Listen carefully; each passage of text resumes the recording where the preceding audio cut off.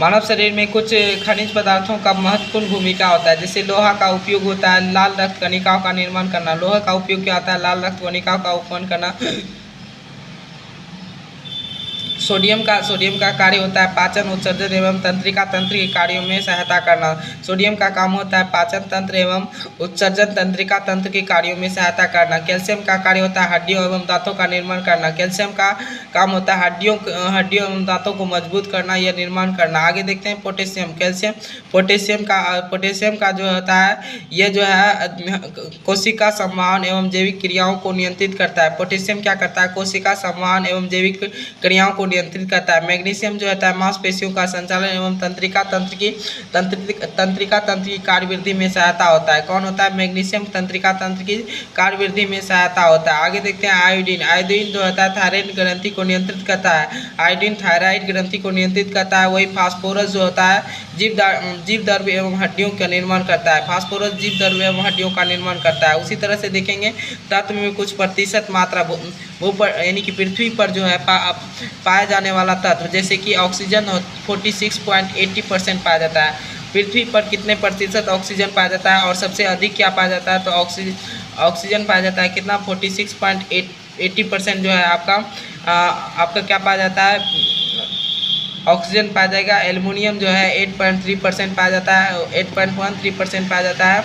और वही कैल्शियम जो होता है 3.63 पाया जाता है। कैल्शियम कितनी पाया जाता है?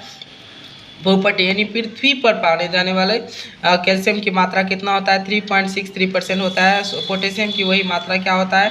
2.59% होता है। अन्य की मात्रा जो होता है 1.21 से होता है। और सिलिकॉन जो होता है सिलिकॉन की मात्रा पाया जाता है प्रतिशत में 27%। वही लोहा की मात्रा पाया जाता है 5%। सोडियम जो होता है 2.83% पाया जाता है। मैग्नीशियम जो होता है आपका 2.02 पाया जाता है, 0.009 पाया जाता है। चलिए बताइए एक ही प्रकार के परमाणु से मिलकर बना पदार्थ क्या कहलाता है? तो एक ही प्रकार के परमाणु से बना पदार्थ क्या कहलाता है? तो आपका तत्व कहलाता है। दो या दो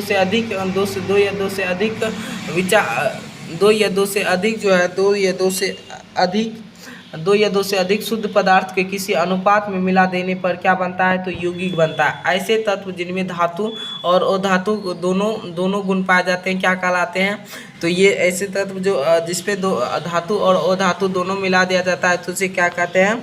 आपका कहते हैं उपधातु कहते हैं। दो या दो से अधिक शुद्ध पदार्थ किसी भी अनुपात में मिला देने से क्या बनता है? तो मिश्रण बनता है। लेकिन अगर ऐसा तत्व जो धातु और धातु के गुण पाए जाते हैं उसे अगर मिला देने से क्या होता है? तो उपधातु होता है।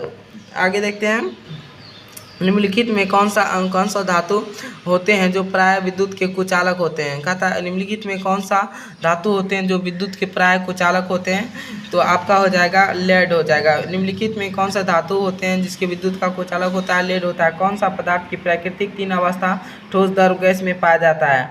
तो ठोस द्रव गैस में क्या पाया जाता है? आपका H2O पाया जाता है। निम्नलिखित में कौन सा तत्व ना ही यौगिक है और ना ही कहता है कौन सा तत्व ना ही यौगिक है और ना ही तत्व है ना और ना ही यौगिक है? तो क्या है? तो वो है आपका वायु। कहता है पदार्थ का चतुर्थ अवस्था क्या कहलाता है? पदार्थ की चौथी अवस्था क्या कहलाता है?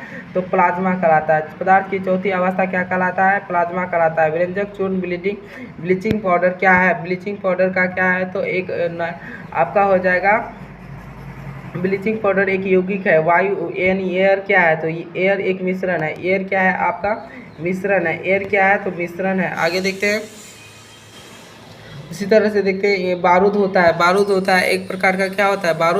बारूद जो होता है आपका बारूद जो होता है आपका हो जाता है मिश्रण होता है। कोयला क्या होता है? कोल यानी कोल जो होता है वो कोल क्या होता है? तो कोल हो जाता है तत्व। आगे देखते हैं हीरा यानी डायमंड क्या है? डायमंड एक क्या है? यौगिक है, तत्व है, मिश्रण है या तरल है? तो डायमंड है आपका तत्व है। डायमंड क्या है? तत्व है। आगे देखते हैं विश्व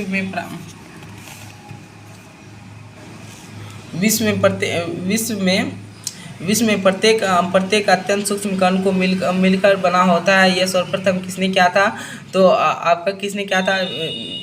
ऋषि कणाद ने क्या था, जो कणाद यहाँ ऑप्शन में दिया गया है, निम्नलिखित में कौन सा तत्व, निम्नलिखित में कौन सा तत्व जो होता है, तत्व जो कौन सा तत्व है, निम्नलिखित में कौन सा तत्व है, तो आपका हो जाएगा डी नंबर हो जाएगा हीरा, यानी कि हीरा क्या है, एक तत्व है। Thank you.